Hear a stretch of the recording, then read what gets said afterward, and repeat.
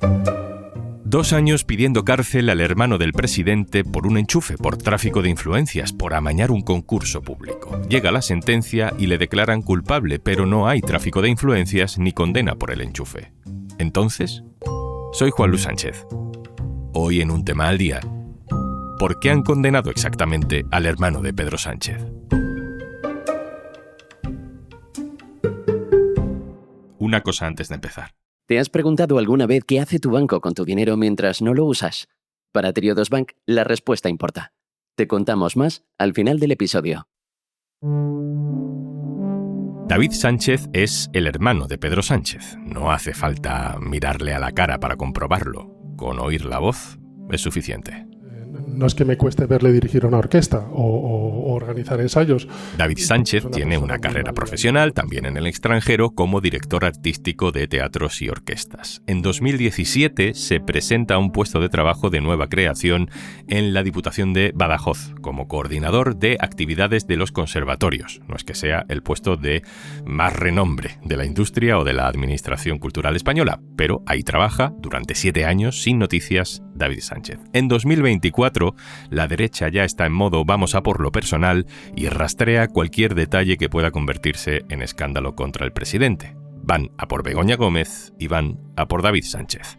Que ustedes sabían que el hermano de Pedro Sánchez, que había conseguido un puesto fraudulento en la administración en Badajoz.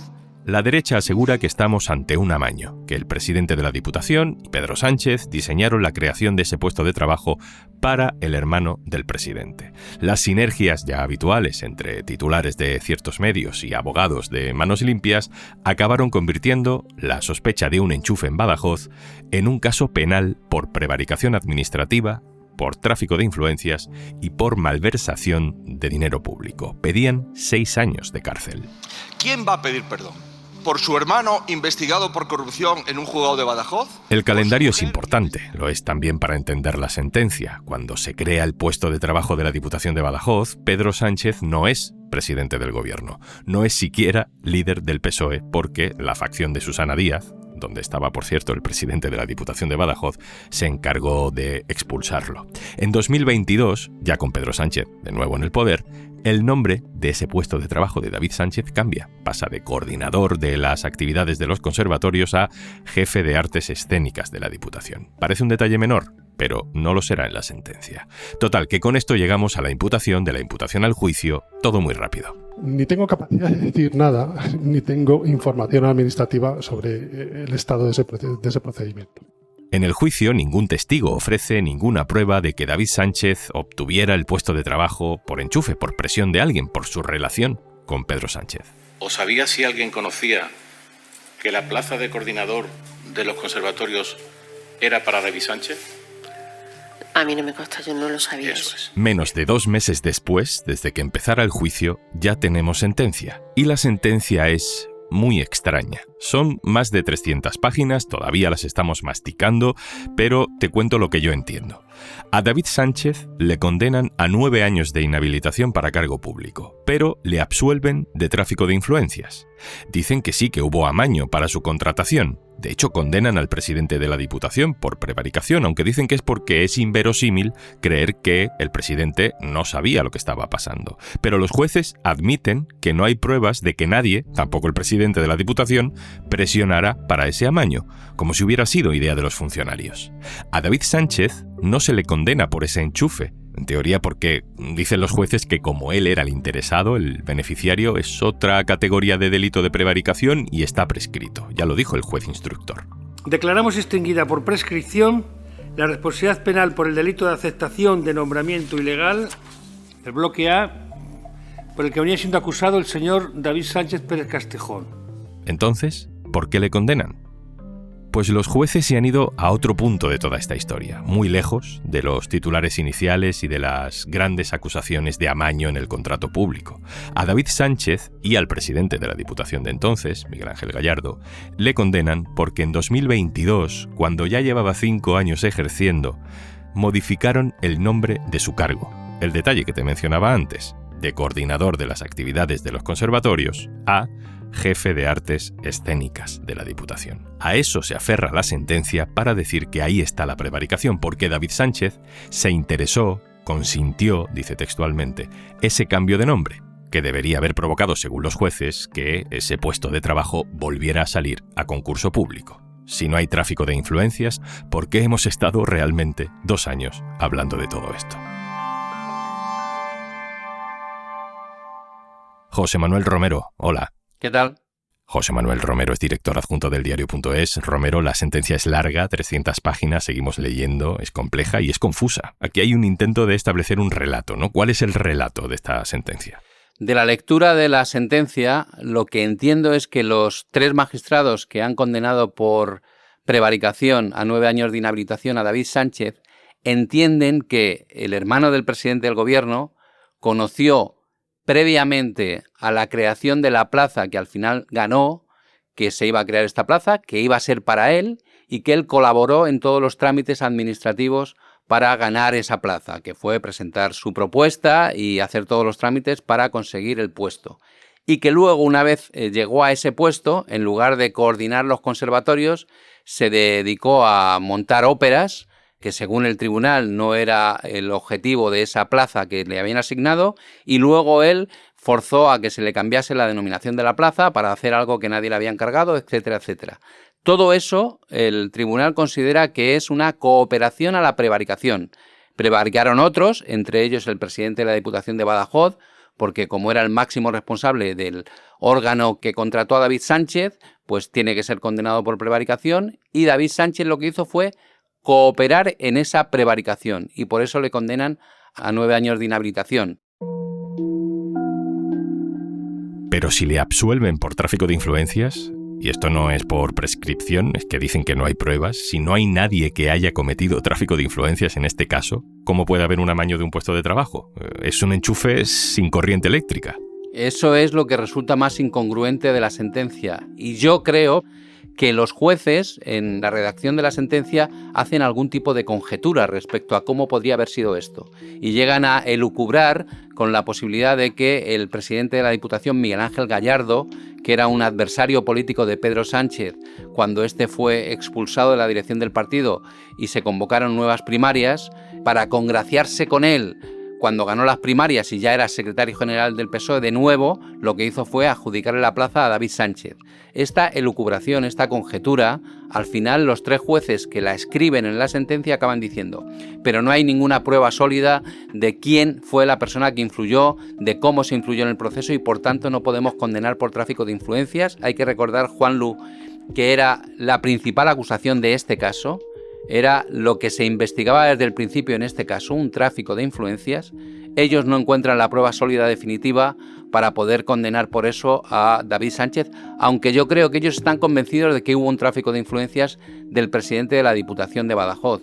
Por eso esta sentencia es mucho más contradictoria, incongruente y la gente no va a acabar de entender nada. Está condenado, pero no a penas de cárcel, pero se rechaza la petición que hizo la acusación popular de 6 años de cárcel contra el hermano del presidente del gobierno. En definitiva, todas estas contradicciones no vamos a poder resolverlas de momento. El hermano del presidente del gobierno yo creo que va a anunciar en breve que va a recurrir contra esta sentencia y será el próximo órgano encargado de elucidar ese recurso el que nos aclare esta historia del tráfico de influencias y de la prevaricación. Tenemos ese momento 2022 que aparece de pronto en la sentencia como clave para justificar la prevaricación, que es la que acaba condenando a David Sánchez. El cambio del nombre del puesto de trabajo, de coordinador de conservatorios a jefe de artes escénicas. ¿Esto da para prevaricación?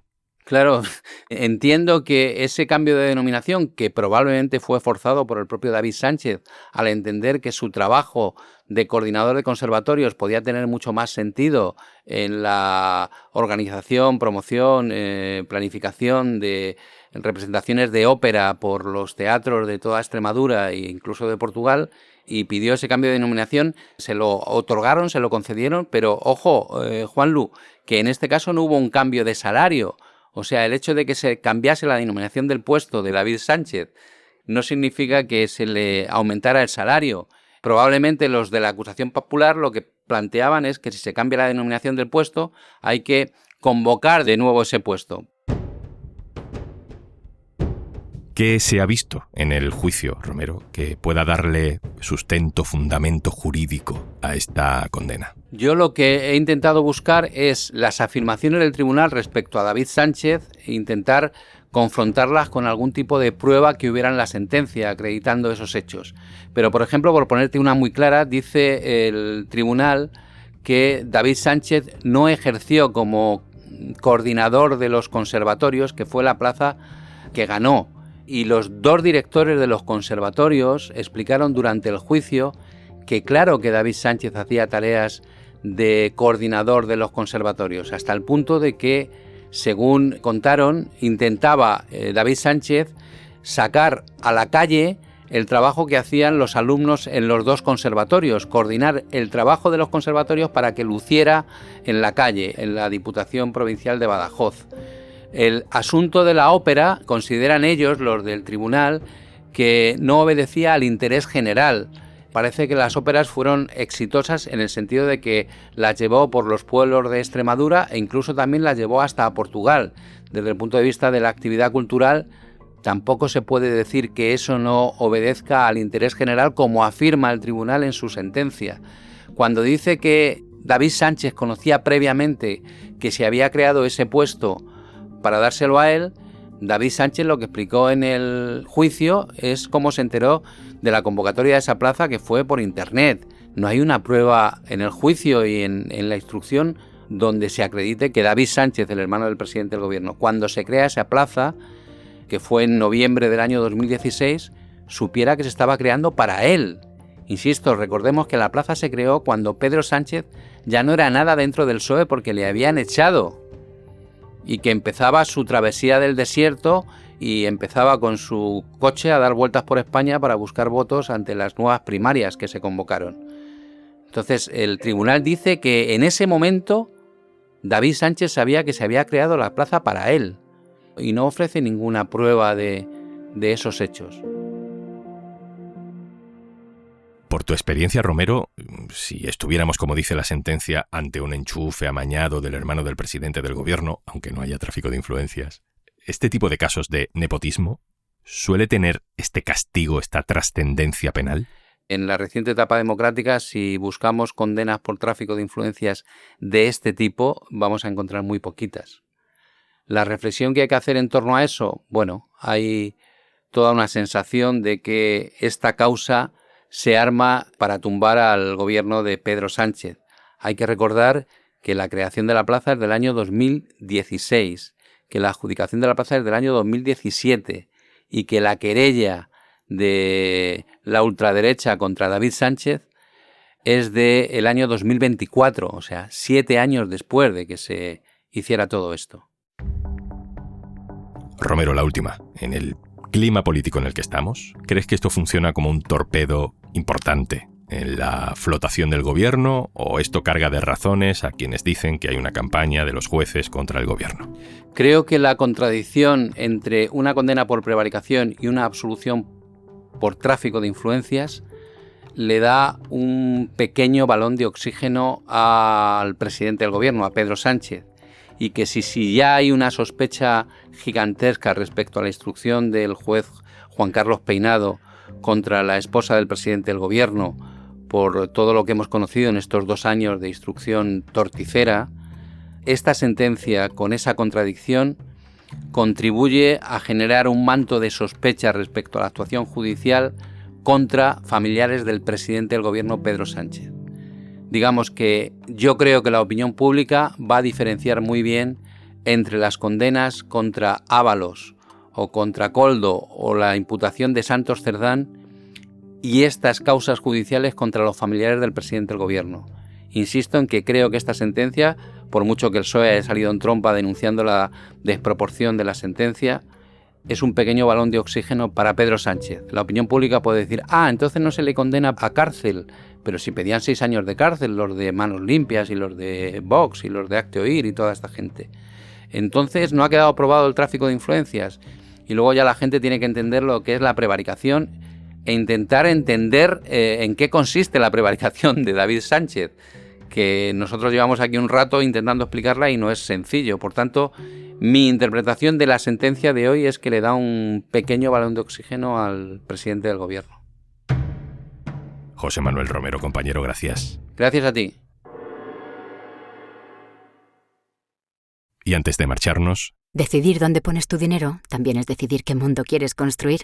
¿Dónde duermen tus ahorros? En Triodos Bank creemos que el dinero tiene un poder transformador. Aplicamos estrictos criterios de exclusión y, por ejemplo, no financiamos directamente la industria armamentística, ni casas de apuestas, ni combustibles fósiles. Y solo financiamos proyectos sociales, culturales y medioambientales.